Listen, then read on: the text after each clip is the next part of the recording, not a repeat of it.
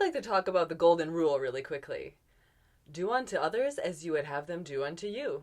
Matthew 7:12. It's solid advice that comes from one of Western art history's all-time favorite subjects, Jesus Christ.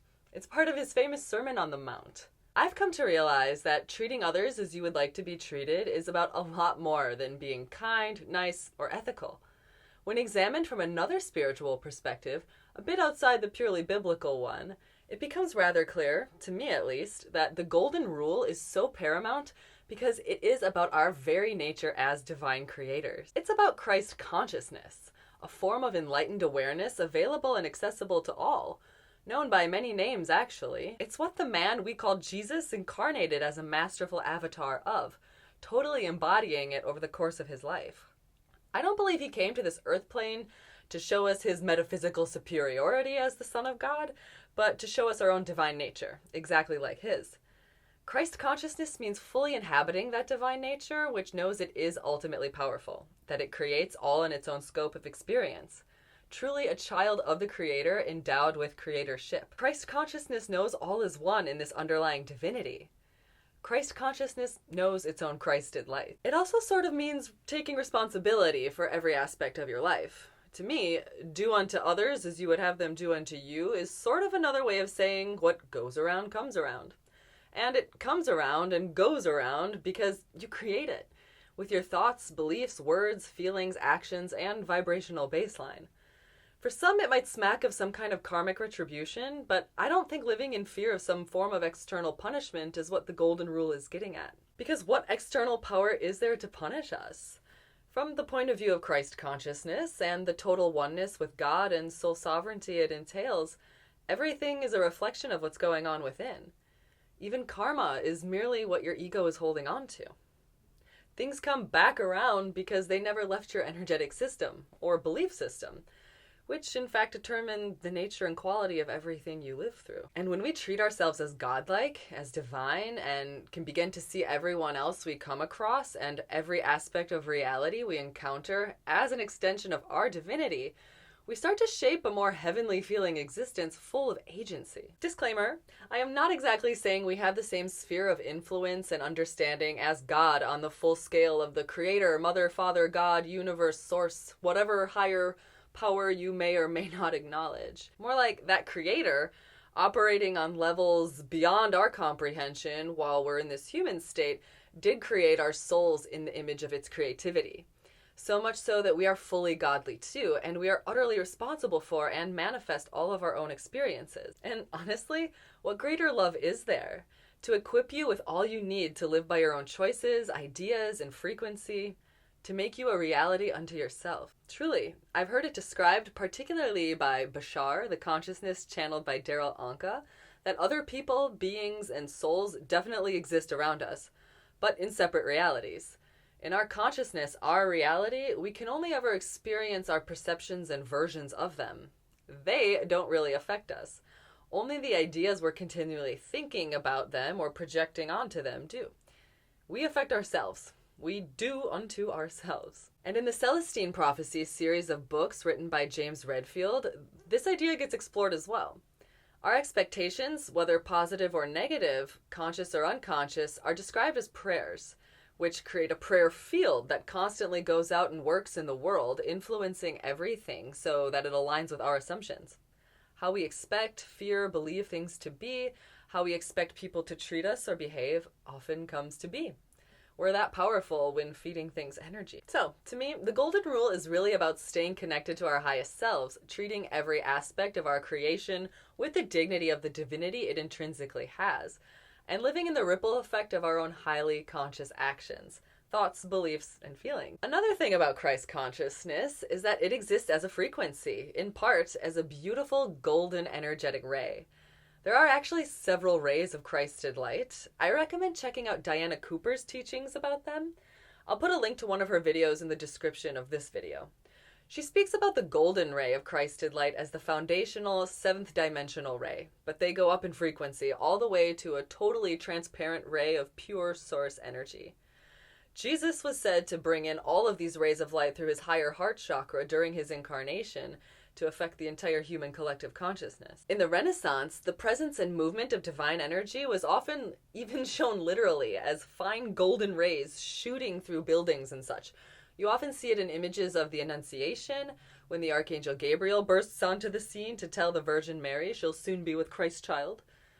And the halos you see around Jesus and other saints, total representations of having achieved such an ascended form of awareness. So, we're going to bathe ourselves and infuse ourselves with the golden ray of Christ consciousness right now. Just a brief exercise to embrace our full creatorship and Christed nature. Golden rule, golden ray. All right. Take a few deep breaths first to settle your energetic system.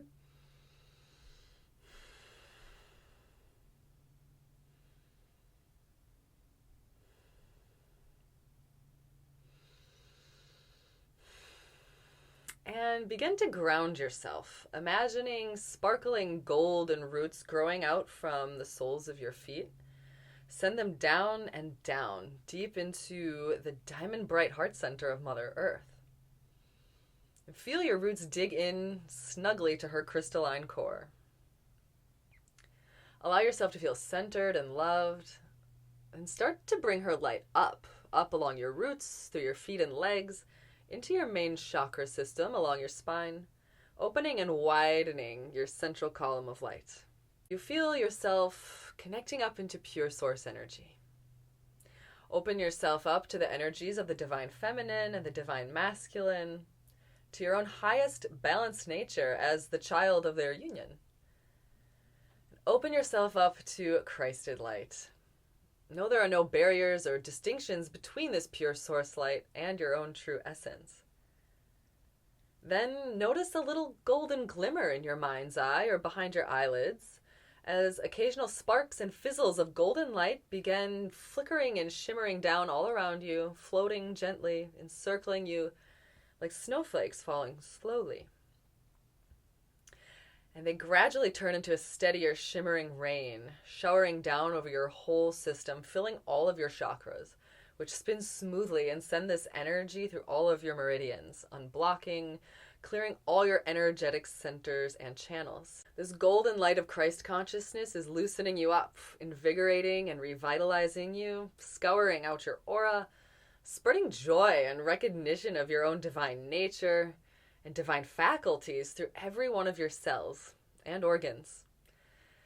And it continues to cascade down harder and faster, inundating all of your energy bodies, rushing through your physical, mental, emotional, and spiritual aspects, flooding all the empty space of all your atoms. Now, utterly unified with and engulfed in this golden ray, take a moment to recognize this same light of consciousness behind all that is. Animate and inanimate, feel fully in command of all you have ever experienced and ever will experience. You're choosing to learn those particular lessons for your soul's growth, knowing you no longer have to choose to learn through suffering. Revel in the privilege of creating, of being able to take full responsibility for all you create, because you know where true power lies.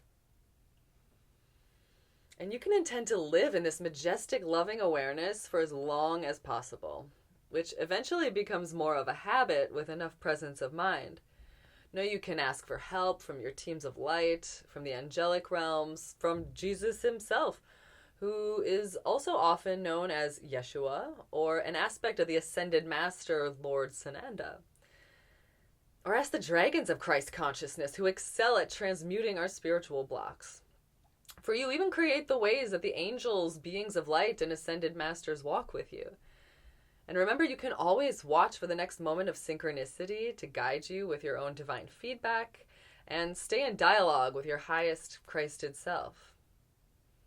And bask in feeling utterly untouchable, supreme, yet equal to all.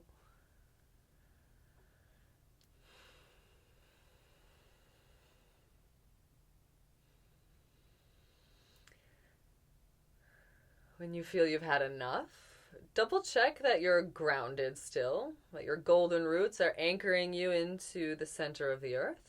And take just another breath or two to recenter yourself at this higher frequency.